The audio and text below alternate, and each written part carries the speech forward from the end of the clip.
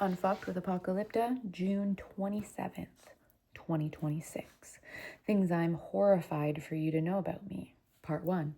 Lack of friends and deep monstrosity. Note bien. This is the fresh format of a newsletter from Apocalypta of Antidote Aesthetic. You may know me as Master Kelsey of Quantum Reiki Jackpot and Mission, or maybe you know me from tapping all over the internet with my son, Maru. Like everything I put out there, I ask of myself to produce and curate high-frequency dirt, and this blog spot in particular, I desire to write about 1,000 words a day, digging a tunnel through time and space to New Earth, and offering this and everything, and particularly Mission, as a training grounds for attuning to allow the ascension to be pretty smooth and happy. I am here for best case scenarios without or while overriding the density. Things I'm horrified for you to know about me. Part 1. How many friends and relationships I've lost or let go. Mostly, pretty much all of them. And I regularly question if I am a broken human because of it. Even though I know it was necessary, I also wonder, was it? And this is where authenticity gets complicated. Inquiry leads to inner knowing, which is the evolution of doubt. Doubt as a shadow is essential and yet also dense and thereby low frequency. Part of not having fully found my tribe yet is how much doubt is still snaking through my decision making. I generally hover and muse versus decide, which significantly impacts manifestation. I'd like to stop the lingering and undecided, but at the same time, I respect the skill of it. See how we keep coming back to both. And it's always both and in the advanced expression because evolution is transcendence. Otherwise, it's just spinning in circles thinking you're going somewhere. I'm scared for you to find out what a monster I can be. My well of patience is incredibly deep, but I also deprive myself of basic needs, having been born into that and not having totally figured out the cure for the banshee scream enunciating torture in the psyche. Deprivation reaches a certain level and survival stress takes over, and it is in that a ferocious Wolverine emerges. Not the X-Man, but the badger of desolate snowy regions, a real primal animal. The Wolverine is a solitary creature. I'm also afraid for you to find out how much I like and need to be alone. Born the first day of the week of the loner, it took me a long time to accept this about myself, and all of the masking and the true hermit nature both contribute to, for drama's sake, let's call them, broken relationships. The Wolverine has a reputation for ferocity and strength out of proportion to its size, with the documented ability to kill prey many times larger than itself. I'm afraid for you to find out how lethal I am, how cutthroat, no nonsense I get, taking life so seriously in the survival stress. I'm afraid for you to cross me and feel the wrath of the whiplash slash that emerges upon an exhausted sense of betrayal. Many moons I can ignore boundary crossing and perform friendship and a depth of intimacy worth millions, but ultimately I need space to feel my own face. And I don't yet know how to be fully at peace with my own lonesomeness, how to not be sad about it like I'm a bad human. I used my strength and will to force myself to pursue and endure friendships, but eventually it arrives that the mask isn't me and there's something absurd lurking in my presence. I notice people notice it. She isn't who I thought she was. I absolutely ascribe to the myth of normal, but at the same time, again, always both, there is a majority vote, a vast consensus of average standards, and I would say I see people hoping I'll fit into that appropriate layer of reality for longer than I happen to manage. Oh no, it's happening again. I'm alive and well in the underworld and they feel my presence. I cannot turn it off and I cannot look away.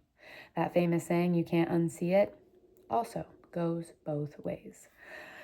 I'm hesitant and prematurely disappointed for you to feel me standing aware in your shadow field. I'm aware you might blame me, believe it is me, accuse me, punch me in the face, not give us a chance to explore it at all, and seemingly throw to waste all the closeness that was so easily established in our original encountering of each other. I'm choked by the narcissistically inclined quality of culture not to say thank you and surrender to shadow work immediately. I'm afraid to point out how much I participate.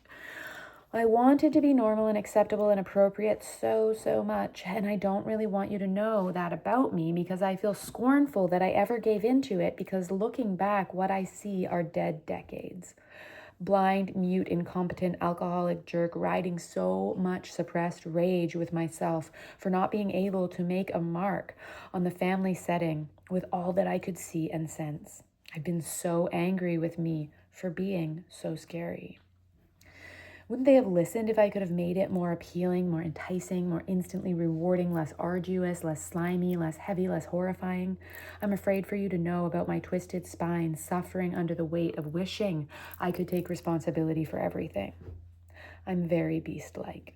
Not only in my ability to fill a castle with cruel, anguished howls, slicing everyone's hearts open to the place they intrinsically know this pain, even if they had no need or personal desire to make contact, I can be forceful like that. Impatience gets to me. When do we get to be free? I am also like the beast in that vanity won me over for a while, and I absorbed the opinions and judgments of people I was attempting to belong with. We practiced cutting others down to stand on their backs to feel better about ourselves. I still hear these voices echoing through the halls of my psyche often, particularly when discomfort comes knocking. And by discomfort, I mean fear. I don't want to be like you, my mother said to me, and I see that sentiment pop up in me towards others when I'm witnessing an expression I wouldn't choose to endure. Denial breeds destruction, and so be it.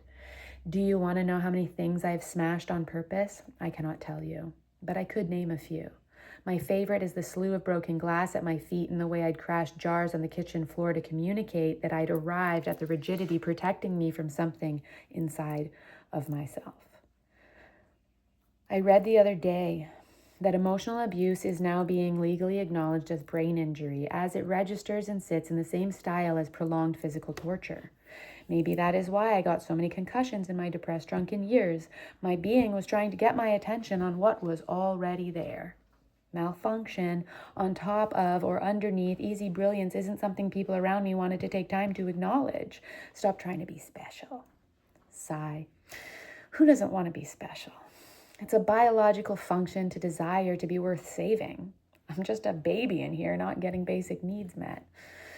I don't want you to know how profusely prolific I am at feeding the compost pile of my creativity and artistry as though I produce only for death. If you think you've seen me, it's barely true. I've hidden mostly everything from you, and that feels awful. It feels torturous. Torture, I do believe, is one of my earliest experiences that my insides are clinging to, refusing to release without direct acknowledgement, and meanwhile the mechanics of ego protection have me barely able to touch it. I don't want you to know how much time I spend playing hide and seek with myself, because you might suggest I should be doing the dishes instead. More soon, love always, and P.S. I had a sense I'd reached my 1,000-word count intention and clicked over from notes to a notification that spiraled into watching someone's story, and I see the words, "Be patient with yourself. Healing takes time," with fresh water running into a cup of black ink that will eventually rid itself of pigment to be translucent again. And that is what we are up to in Mission. Adopting Kundalini Reiki lifestyle, running enough fresh energy through the system in ongoing, playful, bite-sized, yummy, repeatable ways so that the Reiki takes over, revealing our authentic, incandescent depth. The light at the end of the tunnel. A tunnel that gets twisted, distorted, etc., not feeling so smooth, but we build muscle memory of smoothness. I love you.